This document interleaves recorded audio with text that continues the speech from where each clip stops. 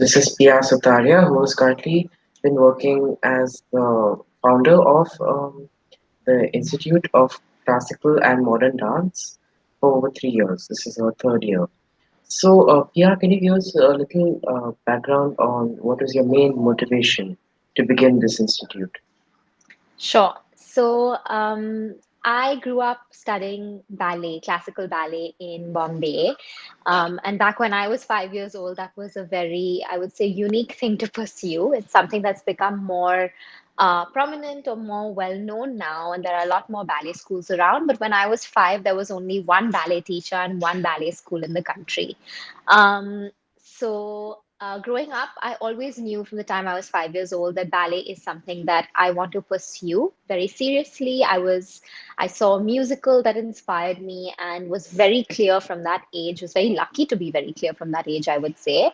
Um, and I ended up studying ballet for 11 years with my ballet teacher after but didn't realize that I was studying it as almost as a hobby because that's the only option that was offered in India. We didn't have the option to really go to a vocational ballet school as such. And by the time I was 16 and I really wanted to go abroad and take up performing professionally, which is the age that other dancers or other performing artists usually do it abroad, I realized that I had not had the sufficient training to kind of apply to competitive schools like the ones I wanted to go to. And a big part of this was the fact that I didn't have the right information and that my teachers weren't able to at that time because they thought that there was no opportunity for me in India, didn't maybe see it as a necessity to guide me in that direction. I was very lucky to have a very successful career after. I chose another path, similar path. I chose contemporary dance and jazz and musical theater because I'm also a singer. And I've been very lucky to travel all over the world and perform all over the world. And that gave me an understanding that this is something that needs to change in India now. So I decided when I was 21 to go and get my formal teaching degree so that I could actually come back and make a difference in the education sector for performing arts in India.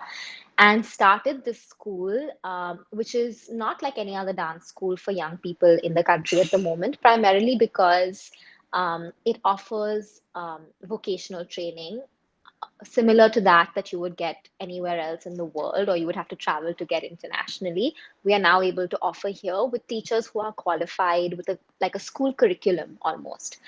So the motivation I would say primarily is that it's something I didn't have the opportunity to do, and I worked with so many other young talented dancers. I started teaching when I was 15 years old, and I realized that they should have the opportunity to do it. So the idea was to kind of bridge that gap and make that opportunity possible for them. And I'm very happy to say that we have successfully sent students to NYU Tisch, to ArtsEd in London, to Juilliard, to like some of the biggest performing arts schools in the world now. So fingers crossed, we'll be able to do that more often now. It's great that you are able to help some students pursue their dream. So, what advice would you like to give students who are looking to pursue a career at their own firm or work in an institute as such? So I would say I think for both, anyone who is young and who is passionate is on the right track. And I think I would just say keep that clarity intact. I think I had a lot of clarity when I was very young. And it's something that you can kind of lose when you get a little bit older, when you go to college, or when you're getting pressured to maybe pursue something else because it's more lucrative. I can say that we now live in a time that allows for so much more than it did 10 or 20 years ago, and any career could be lucrative and viable if you're passionate about what you do. So I would say the first thing is hold on to that clarity and that passion. And the next thing I would say is don't take education for granted. And when I say education, I don't mean just a degree. I mean invest in learning more about what you love, because the more you know, no matter how old you are, even if you're 16 or you're 18 or you're 60, you will truly be able to give back. And if you're able to give back, then you will be successful. All right. So thank you, Pia. Thank you so much for your time and good luck on your work. Best of luck. Thank you, Johan. It was lovely.